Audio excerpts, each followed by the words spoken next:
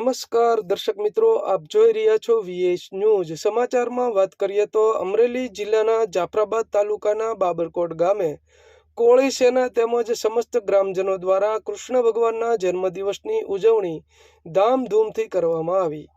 જાફરાબાદ તાલુકાનું માત્ર એક એવું ગામ છે ત્યાં દર વર્ષે સર્વજ્ઞાતિના લોકો સાથે મળીને સમસ્ત ગ્રામજનો દ્વારા જન્માષ્ટમી પર્વની ઉજવણી ધામધૂમથી કરવામાં આવે છે। બાબરકોટ ગામના લોકોની માન્યતા મુજબ કૃષ્ણ ભગવાનનો જન્મ આઠમની મધ્યરાત્રિએ થયા બાદ નોમના દિવસે સમસ્ત ગ્રામજનો સાથે મળીને મટકી ફોડ કાર્યક્રમનું આયોજન કરવામાં આવે છે। બાબરકોટ ગામની તમામ શેરીએ શેરીએ જય કનૈયા દ્વારા મટકી ફોડવામાં આવે છે। સવારના 9 વાગ્યાથી લઈને સાંજના 6 વાગ્યા સુધી સમસ્ત ગ્રામજનો સાથે જોડાઈને રથયાત્રા કાઢવામાં આવે છે। આ શોભાયાત્રા દરમિયાન સમસ્ત ગ્રામજનો છેલ્લે સુધી જોડાઈ રહે છે। જાફરાબાદ તાલુકાના અનેક ગામોના લોકો બાબરકોટ ગામે જન્માષ્ટમી પર્વની ઉજવણી જોવા માટે દૂર દૂરથી આવે છે।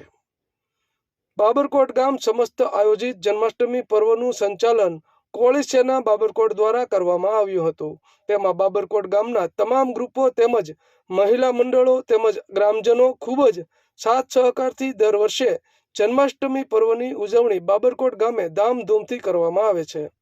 શ્રાવણ માસના પાવન પર્વમાં જન્માષ્ટમી કૃષ્ણ ભગવાનના જન્મની શોભાયાત્રા દરમિયાન વિશેષ હાજરી આપતા પીએસઆઈ રાધનપરા સાહેબ તેમજ જિલ્લા પંચાયતના સભ્ય શ્રી કરશનભાઈ ભીલ, તાલુકા પંચાયતના ઉપપ્રમુખ શ્રીમતી જશોદાબેન કરશનભાઈ પરમાર, સરપંચ શ્રીમતી કૈલાસબેન અનકભાઈ સાખટ, ઉપસરપંચ પાસાભાઈ સાખટ, પૂર્વ સરપંચ અનકભાઈ સાખટ તેમજ તમામ સભ્યશ્રીઓ તેમજ કિસાન સંઘના ઉપપ્રમુખ બાલુભાઈ સાખટ તેમજ કરશનભાઈ પરમાર, રાજકીય આગેવાનો તેમજ કોળી સેનાના પ્રમુખ તેમજ ઉપપ્રમુખ તેમજ તમામ સભ્યશ્રીઓ તેમજ ગ્રામજનો મોટી સંખ્યામાં ઉપસ્થિત રહ્યા હતા। રિપોર્ટ ભૂપત સાખટ, બાબરકોટ।